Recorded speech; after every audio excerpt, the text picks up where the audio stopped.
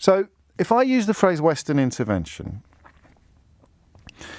and I try to work out why my appetite for it or faith in it has gone, I didn't realise it had gone until this weekend. The idea of, NATO's a bit different, but the idea of a Western coalition of the type that we have seen everywhere from Iraq to Afghanistan and haven't seen in places like Syria. The idea of a Western coalition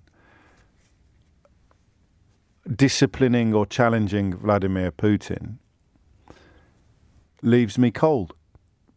And I could not for the life of me think why. And then I was reading a little bit about the likelihood of Donald Trump facing a criminal indictment in the coming weeks, and his daughter Ivanka Trump as well. And I think that was it. If this is going to be a phone-in, it will be very much of the "have I gone nuts" or ... variety. But I know America is a flawed nation, and I know that their intervention, particularly in Central America and the Middle East, is riddled with self-interest and corruption. The Vietnam War, I'm not for a moment suggesting to you that America has been a paragon of virtue on the world stage, okay? Not for a moment. You can tell there's a but coming, can't you? But I've always seen the West, in the context of the Cold War and beyond, I've always seen the West as somehow the good guys.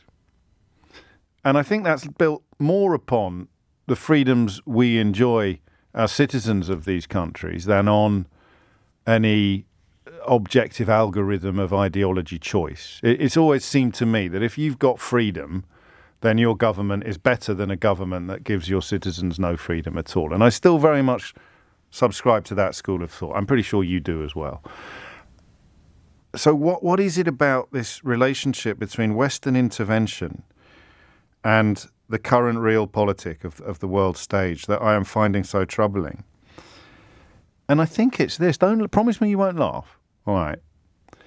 But I don't think the West can give lessons to anybody anymore after Donald Trump became president of America. And to a lesser extent, Boris Johnson became Prime Minister of the United Kingdom.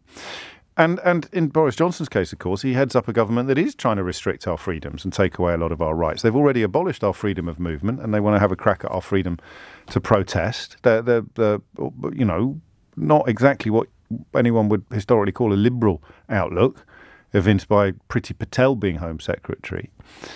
But it's much more about Trump than about Johnson at the moment, until you tell me why it shouldn't be. So we're all talking about what should the West do. Is Vladimir Putin going to invade Ukraine? And obviously, if I was Ukrainian, I would feel very differently about this. But I don't know that the West, or the free world, as we like to call it, having elected Donald Trump as its leader. Yeah, I think this is going to be the question. Having elected Donald Trump as its leader, can the free world give lectures to anybody on what is and what is not acceptable? It's almost as if by putting a man so utterly depraved in the highest office in the world, or the highest office in the free world, it's almost as if we, used most loosely, have surrendered any right at all to intervene in other countries' affairs. Even if Saudi Arabia continues to bombard Yemen, we sell them weapons. So these little fractures in our moral basis have been here for years, but Donald Trump came along and turned the fractures into chasms.